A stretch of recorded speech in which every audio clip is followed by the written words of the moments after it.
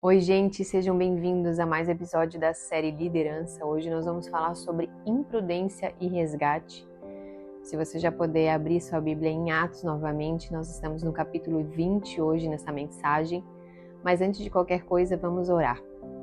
Senhor Deus e Pai, obrigada, Senhor, por esse dia. Obrigada pelas nossas vidas, pelo privilégio de podermos ter acesso e estudar a Tua Palavra.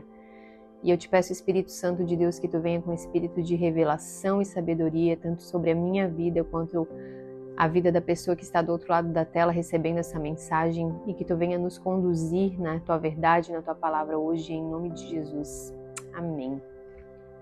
Amados, como eu falei, nós vamos falar hoje sobre a imprudência e o resgate na liderança. Então, aqui em Atos 20, nós estamos lendo sobre a última visita de Paulo a Troade.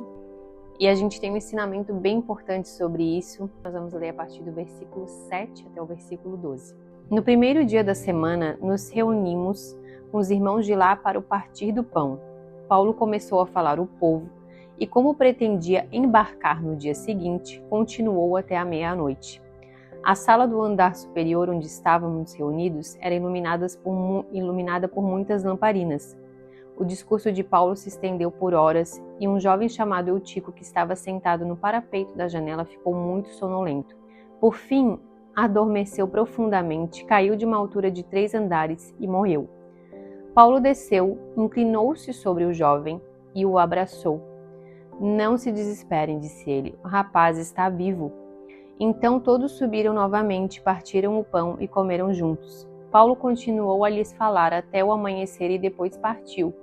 Enquanto isso, o jovem foi levado para casa vivo e todos sentiram um grande alívio. Algo que me chamou muito a atenção aqui no começo disso é que Paulo sabia a urgência daquela mensagem ser pregada, né? Ele sabia que ali era a última vez que ele estaria naquele lugar, então ele sabia aquilo que ele ainda precisava entregar sobre a mensagem do Evangelho. E eu quero trazer isso para o contexto de hoje, porque lá ele estava indo embora daquele lugar. Mas hoje nós temos a urgência do Evangelho ser pregado a respeito da segunda volta de Cristo, né? Nós muitas vezes negligenciamos essa urgência e às vezes a gente fica até com preguiça de fazermos aquilo que precisamos fazer.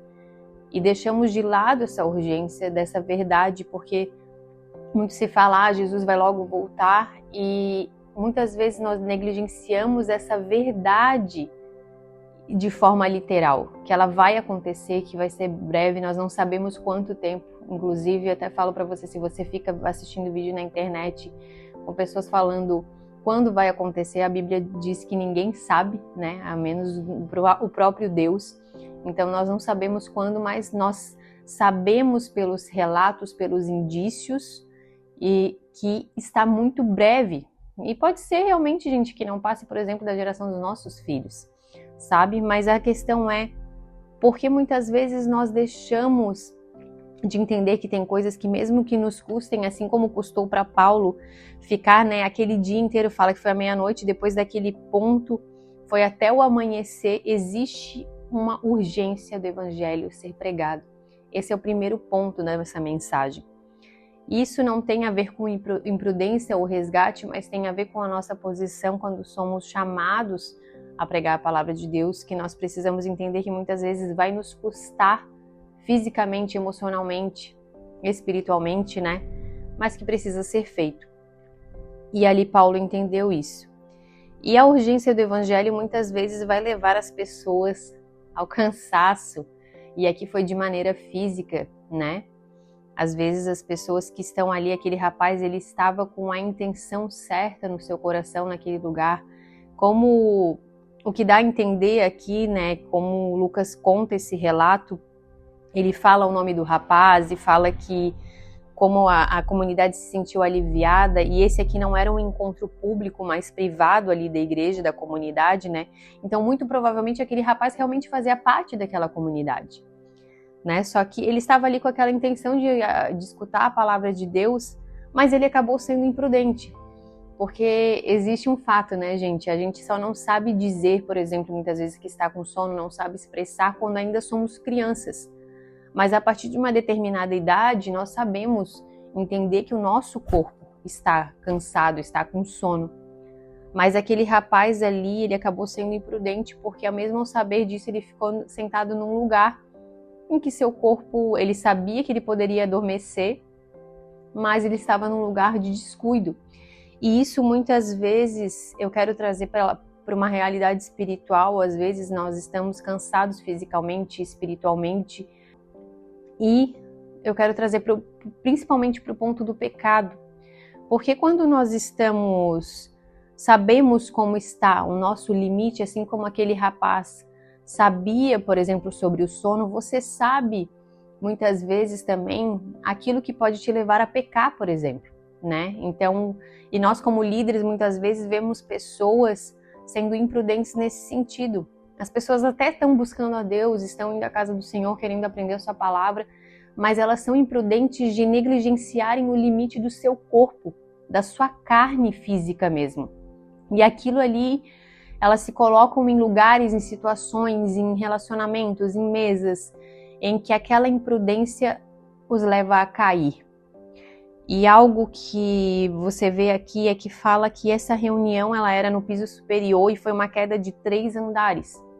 Então, como eu falei, há muito indício ali que aquele rapaz já pertencia àquela comunidade, ou seja, já escutava sobre o evangelho, né? Então, quando você já conhece a palavra de Deus, quando você já está em busca da palavra de Deus, o chamado, quando você se permite a se colocar num lugar de imprudência, de negligência, a queda pode ser muito maior. Porque o que acontece? Aqui, como eu falei, aconteceu de forma literal, aquele milagre também, mas trazendo para o contexto espiritual, quando nós nos colocamos nesse lugar e vemos muitas vezes pessoas se colocarem neste lugar, a gente percebe que a queda pode levar a morte não física, mas a morte espiritual, a morte de ministério, a morte de sonhos. Quando as pessoas se permitem estar neste lugar de imprudência. Só que se você é líder e você tem que ver aqui a atitude de Paulo, que diz que ele desceu, se inclinou sobre o jovem e o abraçou. E aqui nós vemos que Paulo, quando aquele jovem viveu, não falou: cara, tu sentou na janela, tu caiu, tu podia ter evitado isso, que não sei o quê. E aquela voz de acusação, não, mas um abraço para trazer a vida de volta. E quantas pessoas caem, né, tem quedas dentro da igreja por imprudência, mas quando elas voltam, quando elas querem voltar à vida, querem voltar aos seus ministérios, na verdade elas recebem vozes de acusação ou olhares de acusação, dentro da comunidade mesmo. Né? Isso é um grande ponto de atenção, não apenas para o líder, mas para como a comunidade é ensinada. Porque a gente vê quando esse menino, esse jovem, né, ele volta à vida, Paulo continua fazendo o que ele precisava fazer ali, né? O culto não é interrompido, a mensagem não é deixada de pregar. Então, aquele jovem é colocado de volta ali, mas existe um detalhe muito importante no final dessa passagem. Depois ele é levado para casa. Ou seja, há um cuidado ali com aquele jovem que voltou à vida. E nós precisamos entender como comunidade, que uma pessoa, quando ela volta de uma queda que foi brusca na vida dela, ela precisa ser cuidada e amada e acompanhada e não acusada, né? O nosso papel como líder, como comunidade de Deus mesmo, é de cuidado e não de acusação. E quando, obviamente, uma pessoa volta, por exemplo, de uma queda de pecado, como eu estou falando, o líder vai orientar, vai exortar, porque a exortação é um encorajamento na palavra e a exortação sempre vai apontar para a restauração de Cristo e aquilo que Cristo faz, mas não vozes de acusação. E aqui nós estamos falando de um jovem, fisicamente falando mesmo, mas muitas vezes tem pessoas que agem como jovens na fé, porque agem como pessoas imaturas na fé. Não que os jovens sempre sejam imaturos, né? Não, via de regra, a gente geralmente vai dizer que uma pessoa mais jovem é mais imatura do que uma pessoa mais velha, né? Isso é natural, mas não é uma regra, porque existem às vezes jovens que dão um banho de maturidade em pessoas mais velhas. Mas aqui vamos pegar esse contexto de que o jovem muitas vezes vai ser mais imaturo. Só que às vezes você já é muito mais velho na fé, mas você age como um jovem na fé, sendo negligente, sendo imprudente, sabe? Então isso nos leva a esse ponto de atenção. de que uma imprudência pode levar a uma queda. Não fica flertando com o pecado, com aquilo que te faz pecar.